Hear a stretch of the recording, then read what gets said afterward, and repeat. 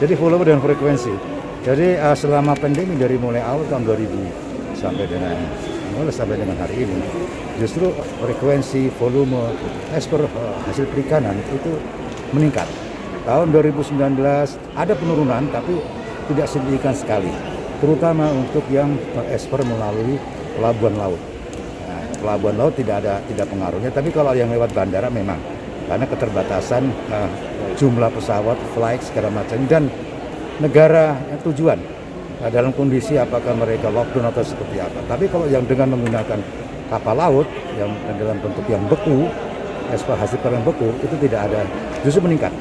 Hampir sekitar 30% peningkatannya seluruh Indonesia Pak ya, seluruh Indonesia. Sejauh ini negara tujuan yang paling banyak permintaan untuk hasil komoditas laut ini termasuk China, ya, Amerika, China ini adalah nomor satu, ekspor kita nomor satu ke yang luar negeri adalah ke China. Terus kemudian nomor 2-nya Amerika.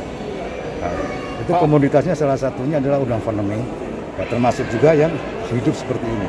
Dan frekuensi ekspor ikan hidup melalui kapal Hong Kong yang diizinkan oleh Kementerian Kelautan Perikanan itu tetap lancar.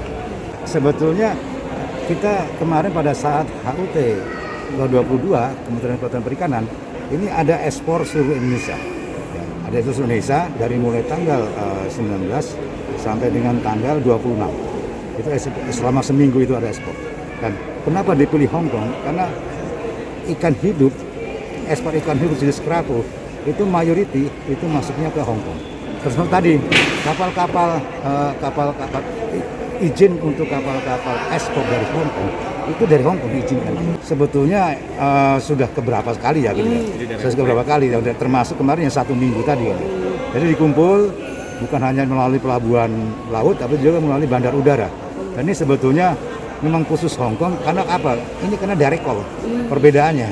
Kalau yang kemarin mungkin yang melalui pesawat reguler biasa gitu dari sini ke Jakarta, karena ini direct call yang pertama kali dan kita akan kembangkan terus direct call ini ya. Kalau ini kemudian di Balikpapan, kemungkinan daerah yang sudah berjalan adalah yang melalui Samratulangi Manado, kemudian juga yang dihubungkan dengan yang dari Ambon.